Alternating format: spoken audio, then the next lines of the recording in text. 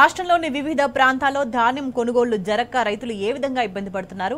ఒకవైపు రైతులు ఇంత ఇబ్బంది పడుతుంటే ప్రభుత్వం ఏం చేస్తుంది? కావాలనే నిర్లక్ష్యం చేస్తుందా? బోనస్ డబ్బులు ఎగ్గొట్టడానికే ప్రభుత్వం ఇట్లా కావాల్సుకుని నిర్లక్ష్యం చేస్తోందా అనే అనుమానాలు కూడా కలుగుతున్నాయి. దీనికి సంబంధించి మనకి పూర్తి సమాచారం అందించడానికి మా ప్రతినిధులు కిరణ్ మనకి హైదరాబాద్ నుంచి లైవ్ లో అందుబాటులో ఉన్నారు, వేణుగోపాలరావు కరీంనగర్ నుంచి లైవ్ లో ఉన్నారు, రవీందర్ నిజామాబాద్ నుంచి ఉన్నారు, రవికాంత్ వరంగల్ నుంచి ఉన్నారు. ముందుగా కిరణ్ తో మాట్లాడదాం. కిరణ్, రాష్ట్ర వ్యాప్తంగా చూసుకుంటే ఒకవైపు రైతులంతా కూడా ఇబ్బంది పడుతున్న పరిస్థితి, ఒక వ్యవసాయం చేయడానికే నానా కష్టాలు పడుతున్న సిచ్యువేషన్ కనిపిస్తుంది రాష్ట్రంలో.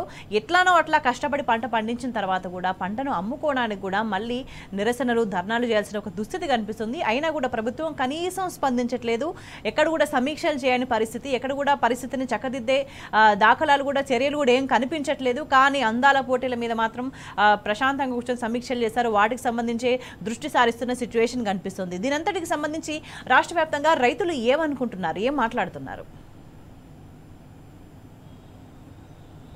ఖచ్చితంగా స్వేచ్ఛ. ఎందుకంటే రాష్ట్ర ప్రభుత్వం, కాంగ్రెస్ ప్రభుత్వం ఏర్పడి 17 నెలలు గడుస్తున్నా అన్ని రంగాలపైన కూడా పూర్తి స్థాయిలో సంక్షోభానికి గురయ్యాయి.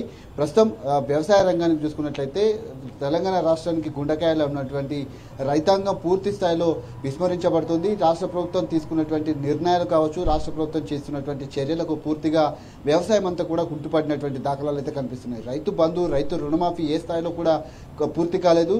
ప్రస్తుతం పండించినటువంటి పంటకు సంబంధించినటువంటి అంశాల్లో ధాన్యం కొనుగోలు కూడా పూర్తి స్థాయిలో జరగట్లేదు. ఎక్కడికక్కడ తడిసిన ధాన్యంతో ఇటు కళ్ళాల్లో కూడా ధాన్యం అంతా కూడా నిలిచిపోయినటువంటి పరిస్థితి. అటు మార్కెట్లోకి వచ్చినటువంటి వాళ్ళకు కూడా దాదాపు 10-15 రోజులు గడుస్తున్న ధాన్యం కుప్పలు అక్కడే కనిపిస్తున్నటువంటి దాఖలాలు అయితే కనిపిస్తున్నాయి. కానీ రాష్ట్ర ప్రభుత్వం మాత్రం ప్రస్తుతం ఏమాత్రం కూడా దీనిపైన సమీక్ష జరపటం లేదు. ఎక్కడ కూడా ధాన్యం కొనుగోలుకు సంబంధించినటువంటి రివ్యూలు కూడా కొనసాగించట్లేదు. అందాల పోటీలకు సంబంధించి ఈరోజు చాలా తీరిగ్గా CM Revanth Reddy command control సెంటర్లో దీనిపైన సమీక్షలు కూడా నిర్వహించారు. వచ్చే నెలలో జరిగేటువంటి ఈ విజువల్ పోటీలు ఏవైతే ఉన్నాయో వాటిపైన కూడా పెద్ద స్థాయిలో రివ్యూ కూడా చేపట్టారు. కానీ సమీక్ష చేసేటువంటి అవకాశం ఇటు వ్యవసాయ శాఖ మంత్రికి కానీ, ఇటు సివిల్ సప్లై మంత్రికి కానీ ఏ కోసమైనా కూడా కనిపించట్లేదు. పెద్ద ఎత్తున అకాల వర్షాలు కూడా కురుస్తా ఉన్నాయి. ధాన్యం కూడా పెద్ద ఎత్తున తడుస్తున్నటువంటి పరిస్థితి కనబడుతుంది.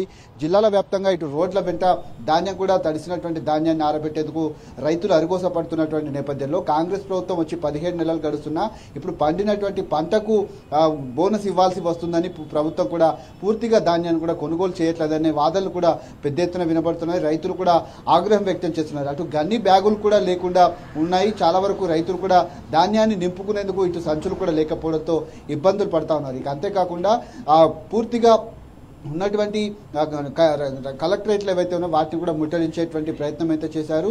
పూర్తి స్థాయిలో వ్యవసాయ శాఖ మంత్రి ఎన్డీఏసీ రిపోర్ట్ అంటూ తాను ఒక రివ్యూ కార్యక్రమాన్ని, ఒక పవర్ ప్లాంట్ ప్రజెంటేషన్ కూడా దాదాపు గంటన్నర పాటు దాంట్లో లేనిది ఉన్నట్టుగా చూపించి పూర్తి స్థాయిలో తాను కూడా రివ్యూ చేసి పవర్ ప్లాంట్ ప్రజెంటేషన్ మీడియా ముఖంగా చూపెట్టారు. మరొక వైపు ఇటు సీఎం రేవంత్ రెడ్డి మిస్వల్ పోటీలకు సంబంధించినటువంటి సమావేశాన్ని నిర్వహించుకున్నారు. వచ్చే నెలలో జరిగేటువంటి కార్యక్రమానికి పూర్తిగా ఇటు రైతులను విస్మరించి తాను చేసినటువంటి రివ్యూల పైన కూడా రైతులు కొంత అవగాహన ఉన్నటువంటి వాళ్ళంతా కూడా దీనిపైన ఆగ్రహం వ్యక్తం చేసినటువంటి పరిస్థితులు అయితే కనబడుతున్నాయి. అయితే కిరణ్, ఈ పరిణామాలన్నీ కూడా చూస్తుంటే నిర్లక్ష్యం మాత్రమే కాదు, రైతుల మీద రేవంత్ సర్కార్ కక్ష కట్టిందని ఆలోచించాల్సిన అవసరం కనిపిస్తుందా? ఖచ్చితంగా రైతులను కక్ష కట్టినట్టుగానే ఇది మనం భావించవచ్చు. రైతుల నుంచి కూడా అదే స్థాయిలో విమర్శలు అయితే వ్యక్తమవుతున్నాయి. రోడ్ల వెంట పెద్ద ఎత్తున ఆందోళన కార్యక్రమాలు ఈరోజు నిర్వహించారు. ఎక్కడికక్కడ రోడ్ల మీద కూడా బైఠాయించినటువంటి పరిస్థితులు కనబడతా ఉన్నాయి. అంతేకాకుండా కలెక్టరేట్లను కూడా ముట్టడించారు. ఖచ్చితంగా గత ప్రభుత్వం పైన ఎంతసేపు గత ప్రభుత్వం పైన విమర్శనాస్త్రాలు గుర్తిస్తున్నారు తప్ప ప్రస్తుతం తాము ఏం చేస్తామనే దానిపైన కూడా ఒక క్లారిటీ, ఒక విజన్ అనేది మాత్రం రాష్ట్ర ప్రభుత్వానికి లేదు. ఎక్కడికక్కడ మిస్ వరల్డ్ పోటీల మీద ఫోకస్ చేసినటువంటి రాష్ట్ర ప్రభుత్వం ఇటు రైతు ధాన్యం కొనుగోలు దానిపైన కావచ్చు, ఐకేపీ సెంటర్లు తెరవటం కావచ్చు, గన్ని బ్యాగులు ఏర్పాటు చేయడం కావచ్చు, వీటి మీద ఎక్కడ కూడా రివ్యూలు కూడా నిర్వహించట్లేదు.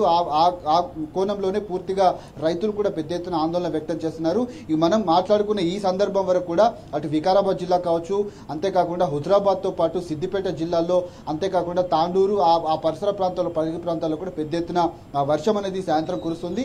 ధాన్యం తడుస్తున్నటువంటి నేపథ్యంలో అటు రైతులు కూడా ఆవేదన వ్యక్తం చేస్తున్నారు. ఇటు మార్కెట్లోకి వచ్చినటువంటి ధాన్యం, తడిసిన ధాన్యం కూడా కొనుగోలు చేయాలని కూడా వాళ్ళు డిమాండ్ చేస్తున్నారు. కానీ దీనిపైన ఏమాత్రం కూడా రాష్ట్ర ప్రభుత్వం పట్టించుకున్నటువంటి పరిస్థితులు అయితే మనకు ప్రస్తుతం కనిపిస్తా ఉన్నాయి. స్వేచ్ఛ.